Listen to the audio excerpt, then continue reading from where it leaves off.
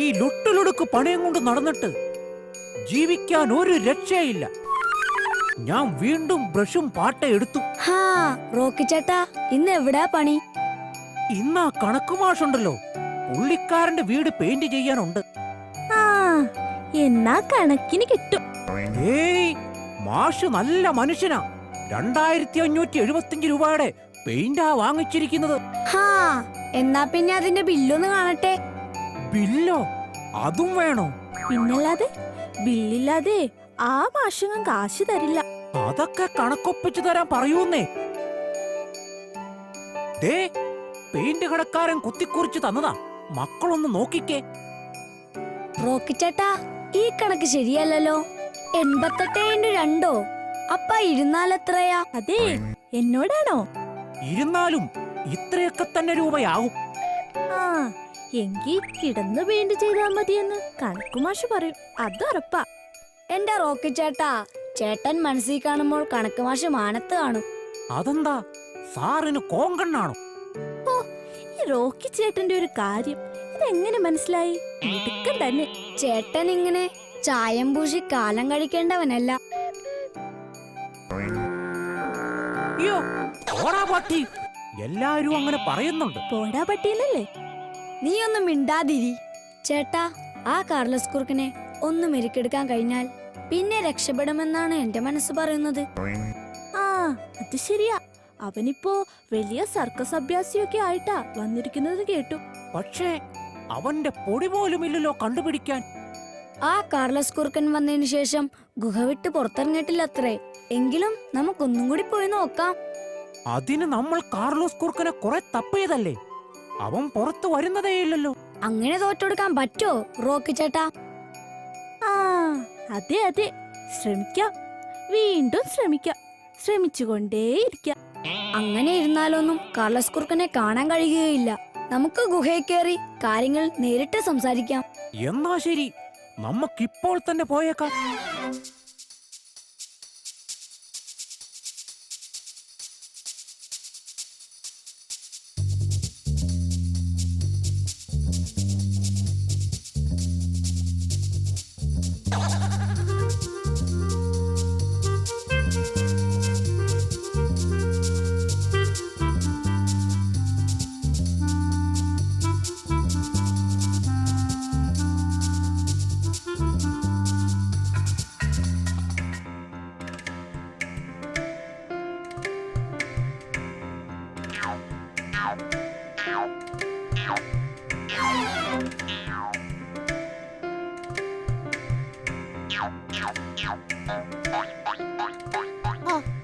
എന്ത് രസമായിരുന്നു നമ്മുടെ കഴിഞ്ഞ കാലങ്ങൾ.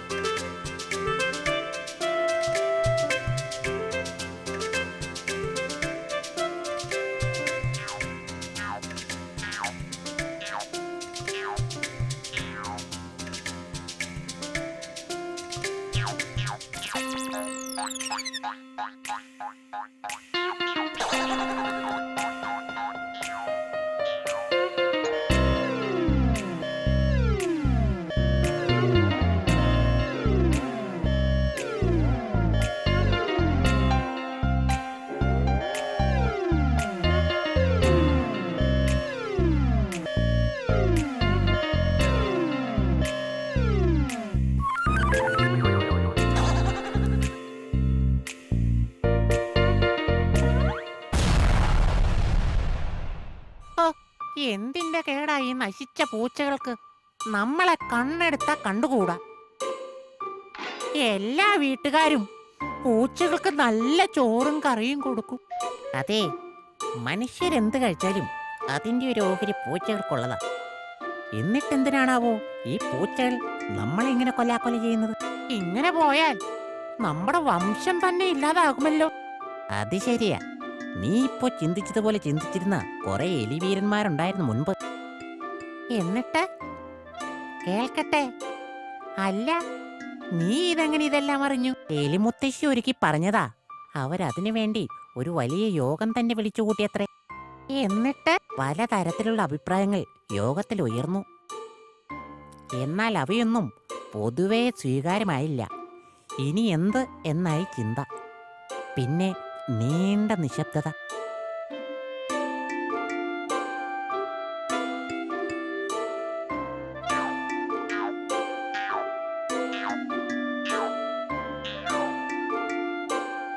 പ്രിയ ചുണ്ടെലിയന്മാരെ, എലിയമ്മകളെ, എലിമക്കളെ, എനിക്കൊരു നിർദ്ദേശം വയ്ക്കാനുണ്ട്. പ്രിയപ്പെട്ടവരെ, എന്ത് സഹിച്ചിട്ടായാലും എവിടുന്നെങ്കിലും ഒരു മണി കൊണ്ടുവന്ന് ആ ദുഷ്ടൻ പൂച്ചയുടെ കഴുത്തിൽ കെട്ടണം. അപ്പോൾ കരിമ്പൂച്ചയുടെ വരവറിയിച്ച് മണി മുഴങ്ങും. ഉടനെ നമുക്ക് ഓടി രക്ഷപ്പെടാം. Wonderful idea.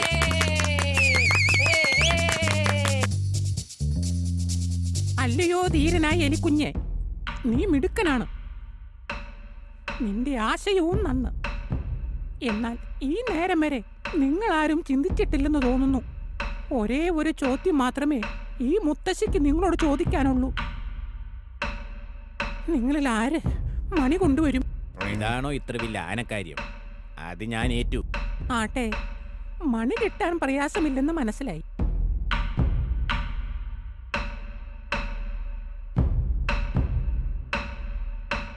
ഇതെന്നാ വയസ്സായപ്പോ പിച്ചും പേയും പറയാ? അല്ല അല്ല, കാതലായ പ്രശ്നത്തിലേക്ക് ഞാൻ കടക്കാം. നിങ്ങളിൽ ആര് പൂജയ്ക്ക് മണി കെട്ടും?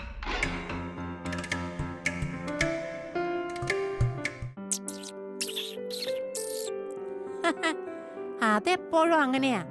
നിർദ്ദേശങ്ങൾ മുന്നോട്ട് വെക്കാൻ ഏറെ പേര് കാണും. അത് നടപ്പിലാക്കാനായി ആരും മുന്നോട്ട് വരാറില്ല.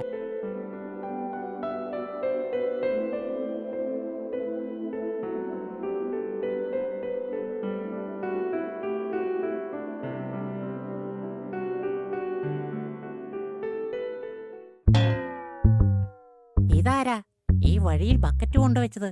ഇപ്പൊ എന്റെ നടുവൊടിഞ്ഞേനെ. ഹായ്, നല്ല പുന്നെല്ലിന്റെ മണം. അയ്യോ, ചതിച്ചല്ലോ. ഇനി എന്ത് ചെയ്യും?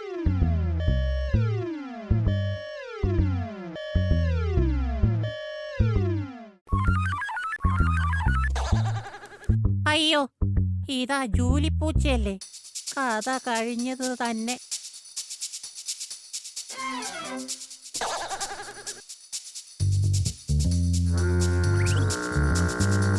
എലികൾ ബക്കറ്റിനടുത്ത് ചുറ്റിത്തിരികയാണെങ്കിൽ അതിനകത്ത് എന്തെങ്കിലും മലങ്കോള് കാണും. ഇനി ഇതാരും കാണാതെ തുറന്നു നോക്കണം. ഇല്ലെങ്കിൽ കണ്ടവർക്കൊക്കെ കൊടുക്കേണ്ടി വരും.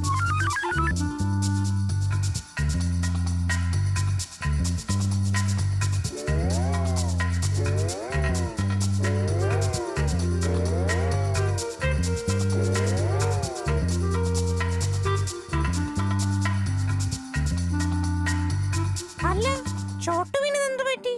പന്തം കണ്ട പെരിച്ചാഴിയെ പോലെയാണല്ലോ നിന്റെ നിൽപ്പ്. എന്റെ റോബിൻസ് ചേട്ടാ, നമ്മുടെ സോണുവിനൊരു പറ്റി. അവനൊരു ബക്കറ്റിനുള്ളിൽ കുടുങ്ങിപ്പോയി. ആ ബക്കറ്റ് എടുത്തോണ്ട് ജോലിപ്പൂച്ച ഇപ്പം ദാ ആ വഴിക്കങ്ങ് പോയി. ഓ, അത്രയുള്ളോ? സോണുവിനെ ഒരു പോറൽ പോലും ഏൽക്കാതെ ഞാൻ നോക്കിക്കൊള്ളാം.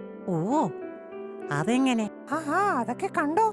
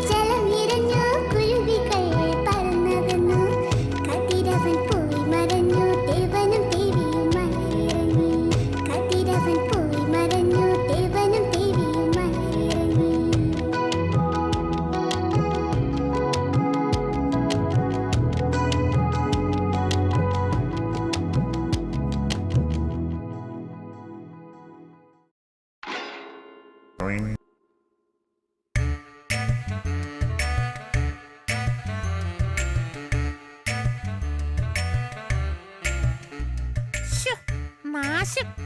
അയ്യോ, എന്റെ ജോലി നീ എന്ത് മണ്ടത്തരമാണ് ഈ കാട്ടുന്നത്? മണ്ടത്തരമോ? എന്ത് മണ്ടത്തരം? ഈ ബക്കറ്റ് നിനക്ക് എവിടെ നിന്നാ കിട്ടിയത്? എവിടുന്ന് കിട്ടിയാലും നിനക്കെന്താ? കാര്യമുണ്ട്, അതല്ലേ ചോദിച്ചത്. റോബിൻ, നീ എന്നെ ദേഷ്യം പിടിപ്പിക്കാതെ നീ നിന്റെ പാട്ടിന് പോ. എടി വണ്ടിപ്പൂച്ചേ, ഈ ബക്കറ്റ് നിറയെ കടന്നല, അതും കാട്ടു കടന്നൽ.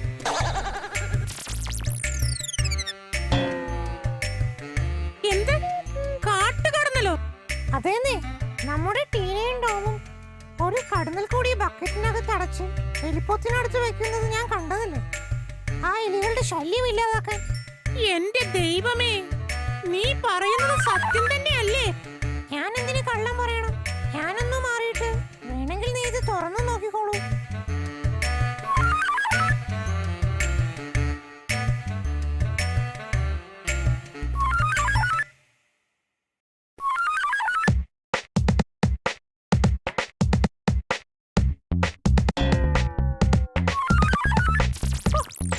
വെറുതെ ഈ പൊല്ലാപ്പ് ചുമന്നത് തന്നെ മിച്ചം. ആ, ഇതെന്തായാലും ആ എലിപ്പൊത്തിൽ തന്നെ കൊണ്ടിടാം. എലികളെ കടന്നിൽ കുത്തിയാൽ പിന്നെ എനിക്ക് പിടിക്കാൻ എളുപ്പമായിരിക്കുമല്ലോ, തീർച്ച.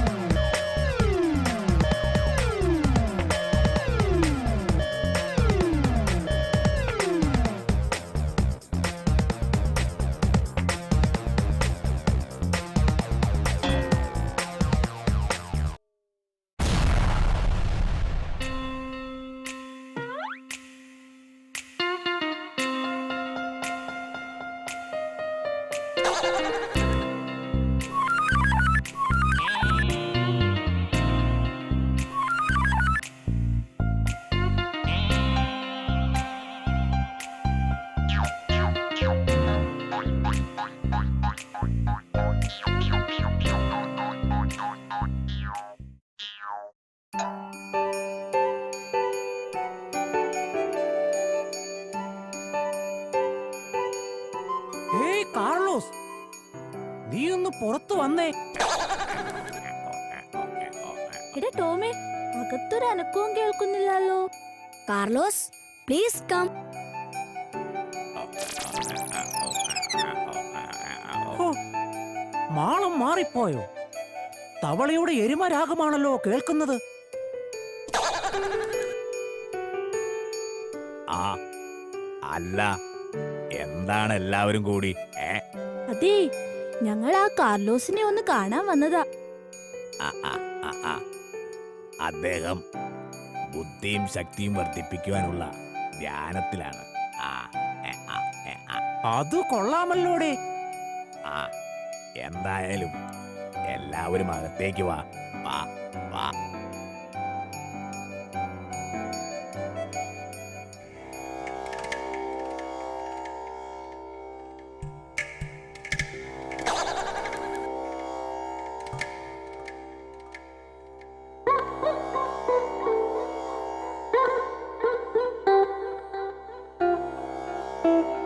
ജിബ്രാം. ഓം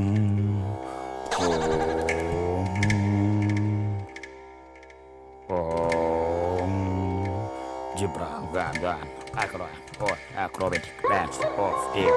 Om Om Om Om. Oi, home cars കടല. ദൈവമേ, ഇത് വട്ട് തന്നെ, മുഴുവട്ട്. ഓം ശാന്തി, ഓം ശാന്തി, ഓം ശാന്തി, ഡിസ്കോ ശാന്തി. ഓം. അതാരാണപ്പാ ഈ ശാന്തി? ഷട്ടപ്പ്. ജിബ്രീസ് മെഡിറ്റേഷനെ കുറിച്ച് നിങ്ങൾക്ക് എന്തെങ്കിലും അറിയാമോ? പിന്നെ ഞാൻ പണ്ട് പട്ടാളത്തിലായിരുന്നപ്പോ ഓ എന്റെ ദൈവമേ, ഈ റോക്കി ചേട്ടനെ കൊണ്ട് തോറ്റു. പട്ടാളക്കതൊന്നും നിർത്തുന്നുണ്ടോ? ശരി, എങ്കി പിന്നെ വേണ്ട അല്ലേ? പണ്ട് ആദം ജബാർ എന്നൊരു സൂഫി വൈദ്യൻ പരുവപ്പെടുത്തിയ ഒരു മെഡിറ്റേഷനാണ് ഇത്. അതുകൊണ്ടാണ് ഇതിന് ജുബ്രീഷ് എന്ന പേര് വന്നത്. ഓഹോ, മനസ്സിനുള്ളിലെ മലിന ചിന്തകൾ പുറത്തു കളയാൻ ബെസ്റ്റ് കണ്ട ബെസ്റ്റ്. അവരോട് പറയാനുള്ളതൊക്കെ ശാന്തമായി വിളിച്ചു പറയുക. ആദ്യമായി ഇത് ചെയ്തത് ആദ്യമായിരിക്കുമല്ലോ. കേട്ടത് ഹവയും അല്ലേ കാർലോസ് ചേട്ടാ?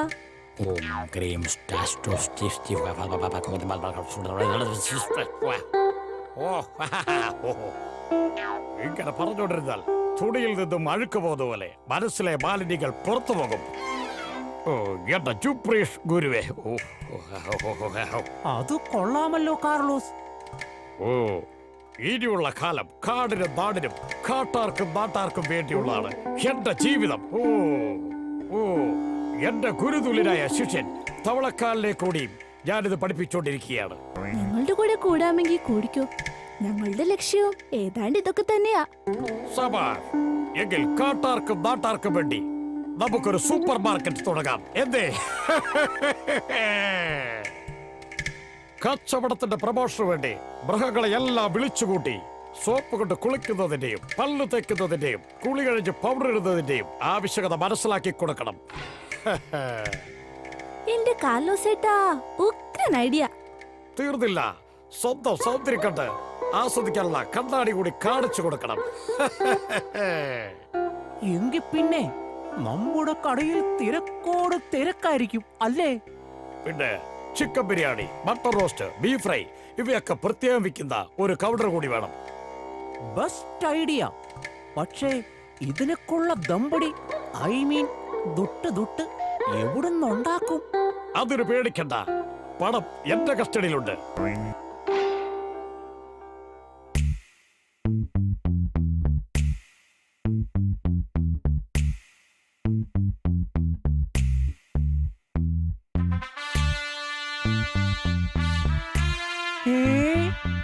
കറൻസി പിടിക്ക് റോക്കിച്ചേട്ടാ. ഇനി ഈ നാട്ടിൽ ആരും പട്ടിണിടക്കാൻ ഞാൻ സമ്മതിക്കില്ല. ഈശ്വര, അതിശയമായിരിക്കുന്നു കാർലോസിന്റെ ഈ മാറ്റം. അതെ, ആശാൻ ആകെ മാറിപ്പോയി. നാടിന്റെ നന്മ മാത്രമാണ് ആശാന്റെ ഏക ലക്ഷ്യം. നന്ദേ വില കുറച്ച് എല്ലാവർക്കും എല്ലാം എന്നതായിരിക്കണം നമ്മുടെ മുദ്രാവാക്യം. അതിനുള്ളതെല്ലാം ഈ ഭൂമിയിലുണ്ട്. അതെവിടെയാ കിടക്കുന്നത്? ഈ റോക്കിയോട് കൂടി പറ.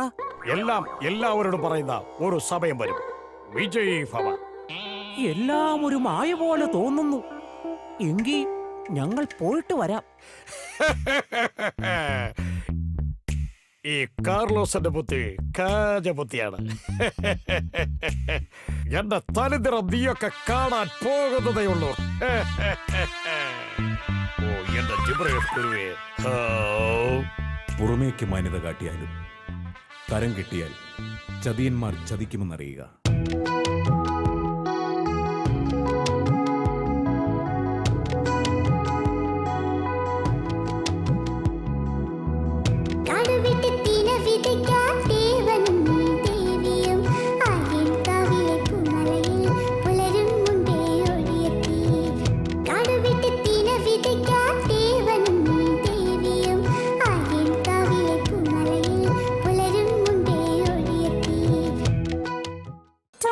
Tuna.